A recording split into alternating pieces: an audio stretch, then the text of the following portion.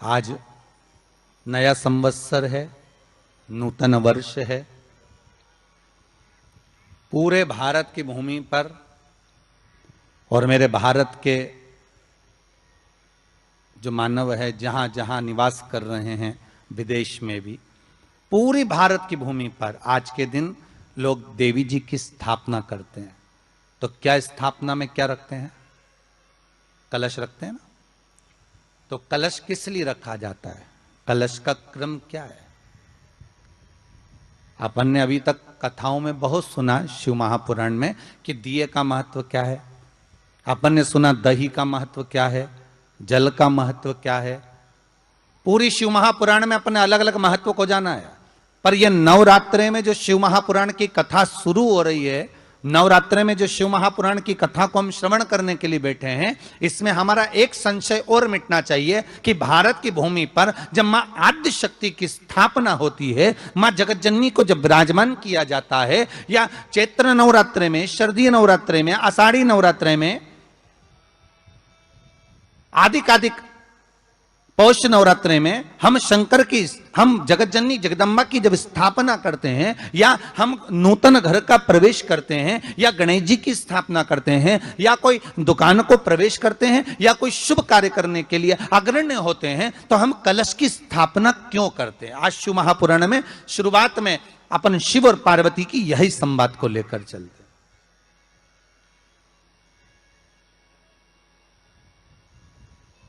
आखिर कलश में ऐसा क्या है? कलश के अंदर आखिर ऐसा क्या विराजमान है कि 33 कोटि देवता उस कलश के अंदर आकर बैठ जाते हैं? महाराज,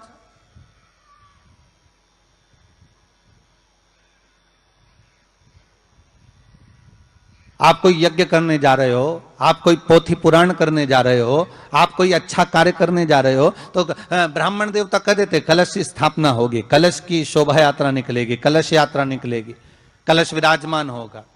और आज हर की पौड़ी पर, प्रयागराज में, या उज्जैनी में, नासिक में जो बड़े बड़े कुंभ के मेले होते, कुंभ का मतलब भी तो कलश से होता, उसकी महत्वता क्यों है? उस कुंभ की, उस घड़े की महत्वता कहां से प्रकट हो गई? शिव महापुराण की कथा कहती है महाराज, भगवान औघड़दानी शंकर स्वयं आद्य शक्ति जगदम्बा से कहते हैं कि जगदम्बा तू क्या चाहती है बोल। तो जगतजननी जगदम्बा कहती है कि जहां मैं हूं वहां शंकर है। ये आपने कह दिया, पर जहां शंकर है वहां पार्वती का होना जरूरी है। उसके लिए सिद्ध करने के लिए एक स्थान ऐसा बनाया जाए जहां पर शंकर विराजमान है और शंकर के साथ पार्वती विराजमान है। तो शिव जी ने कहा, पार्वती, उसके लिए मैं तुझे एक सुंदर कलश का निर्माण कर देता हूं। दुनिया का रचनाकार, दुनिया की रचना करने वाले महाराज, संपूर्ण ब्रह्मांड की रचना करने वाले, जिनको भगवान शिव ने स्वयं ब्रह्मदेव से कहा है कि ब्रह्मा जी तुम सृष्टि खंड को आगे बढ़ाइए, सृष्टि की रचना करिए। और आज ही के दिन, यही चैत्रीय प्रतिपदा के दिन, यही इसको कहते हैं नया संवत्सर, नया वर्ष। हिंदू धर्म में क्यों कहा जाता है? आज ही के दिन ब्रह्मा जी ने महाराज सृष्टि की रचना करना प्रारंभ करा था। आज ही के दिन भगवान शिव और ब्रह्मा का संवाद हुआ था। सीधे भगवान शंकर ब्रह्मदेव के पास जाकर बोले थे, हे ब्रह्मदेव, आप सृष्टि की रचना करिए। तो ब्रह्मा जी ने पूछा था, सारे नक्षत्र आपने बनाए, सारे दिन आपने बनाए, सारी घड़ियां आपने बनाई, सारा पल आपने बनाया, मनुष्य की श्वास गिनती, काउंटिंग, अर्थात मनुष्य के शरीर की रोमावली, ये सब आपने निश्चित करी है।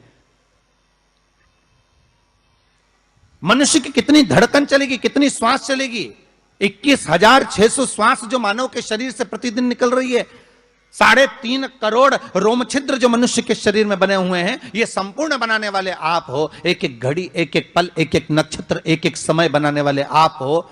हर श्वास को बनाने वाले आप हो। तो आपसे मुझे कहना है कि एक निर्माणकर्ता ब्रह्मदेव, आप ब्रह्मा जी करें तो एक काम करो ना कि सृष्टि की रचना भी आप करो। भगवान ब्रह्मा ने शिव जी से कहा कि सृष्टि की रचना आप करिए।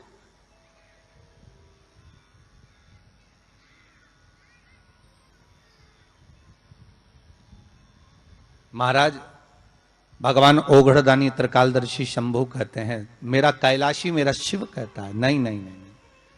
ब्रह्मदेव सृष्टि की रचना करने को तो हम कर दें, मना नहीं है, पर भगवान विष्णु की नाभि से आप प्रकट हुए हो। भगवान शेषनाग की सैया पर शयन कर रहे हैं, और भगवान जब शेषनाग की सैया पर शयन कर रहे हैं, उस शेषनाग की सैया से सोते हुए भगवान ने अपने नाभि कोश से आपको प्रकट करा है कमल के पुष्प के ऊपर, और आप भगवान की अंतः नाभि में, ब्रह्मदेव ना जाने हजारों वर्ष तक आप नाभि में प्रवेश करते गए, हजारों वर्ष तक आप नाभि के अंदर जाकर साधना करते रहे, और साधना करने के बाद भी आपको यह पता ना चल पाया कि आपका प्रागट्य बिंदु क्या रहा। ब्रह्मदेव सृष्टि की रचना आप करिए।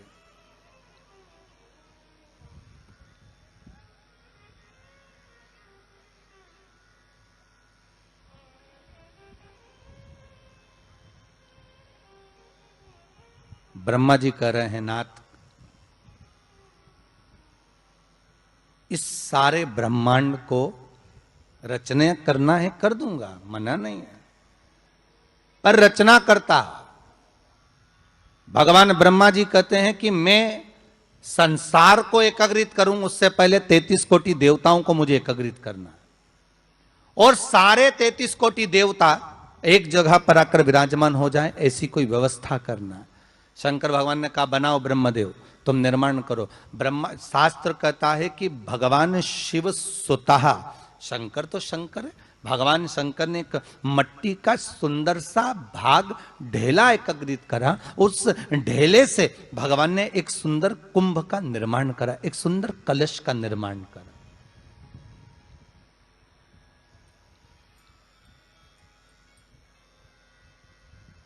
देखिए कितनी सुंदर कथा है। अगर आप लिंग पुराण में इस कथा को निकालोगे तो एक आनंद की अनुभूति और होगी।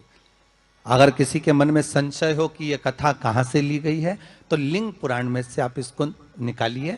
उसमें वर्णन किया गया कि सफेद मट्टी का शिवलिंग, लाल मट्टी का शिवलिंग, पीली मट्टी का शिवलिंग, काली मट्टी का शिवलिंग, उस शिवलिंग के निर्माण के पहले जब भगवान का पूजन करने के लिए पात्र की जरूरत पड़ी, तो उस पात्र का निर्माण किसने करवाया था?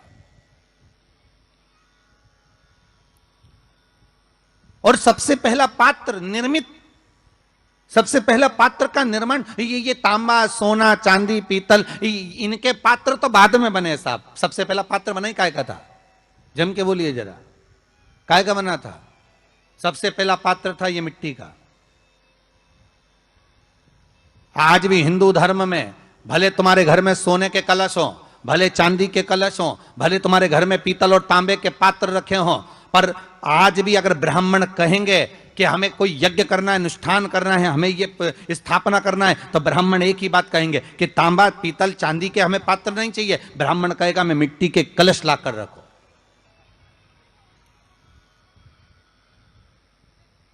हमें मिट्टी के कलश चाहिए। और कितना बड़ा प्रमाण है जी, शास्त्र का प्रमाण देखिए कितना बड़ा है।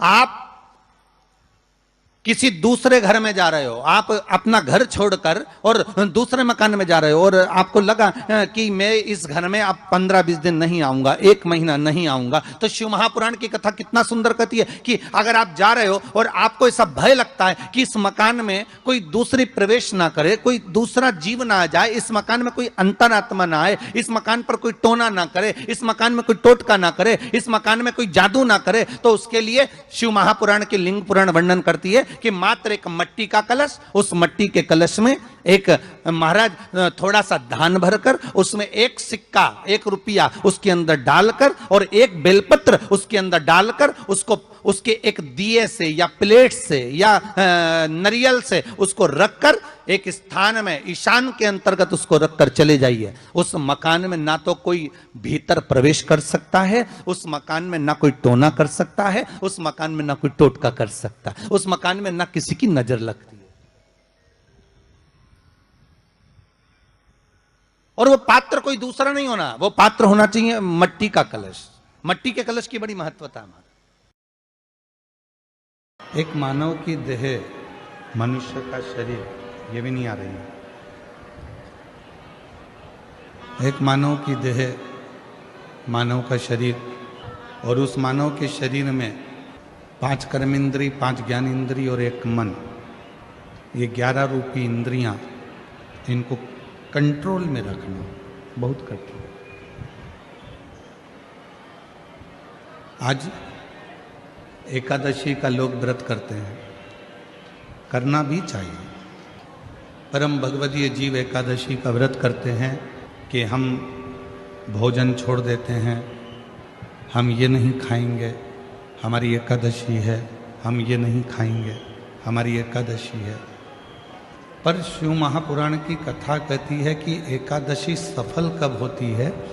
जब आपकी 5 कर्मेंद्री, 5 ज्ञानेंद्री और 1 मन, ये आपके कंट्रोल में हो, तो समझ लो कि एकादशी पूर्ण हो गई और एकादशी का फल आपको प्राप्त हो गया।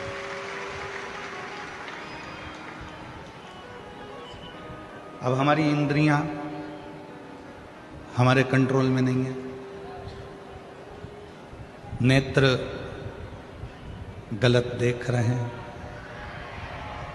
जिह्वा गलत बोल रही है, कान गलत सुन रहे हैं, श्रवण शक्ति गलत जगह जा रही है, नेत्र गलत जगह जा रहे, जिह्वा गलत बोल रही है। जब ये हमारी इंद्रियां हमारे कंट्रोल में नहीं होंगी, जब ये हमारी इंद्रियां हमारे संयम में नहीं होंगी, तो हम कितना भी व्रत कर लें, हम कितना भी उपवास कर लें, हम चाहे कितने भी भूखे रह लें, तो भी उस व्रत का फल नहीं मिलेगा।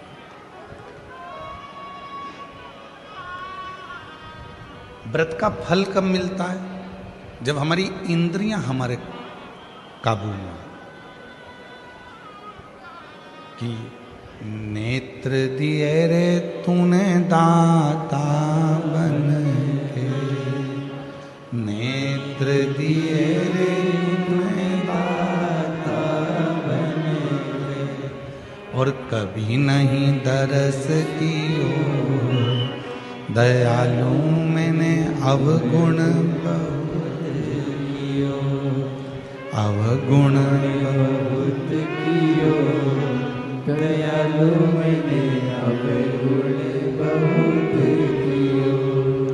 और मुख तो दिया रे तूने दाता बन के, मुख तो दिया रे तूने दाता बन के, कभी नहीं भजन कियो, दयालु मैंने अवगुण बहुत कियो, कभी नहीं भजन कियो, दयालु मैंने अवगुण बहुत कियो, अवगुण बहुत कियो, दयालु मैंने अवगुण बहुत कियो।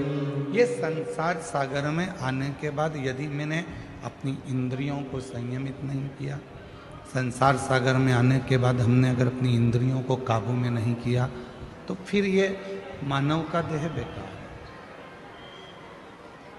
फिर ये मानव का देह बेकार।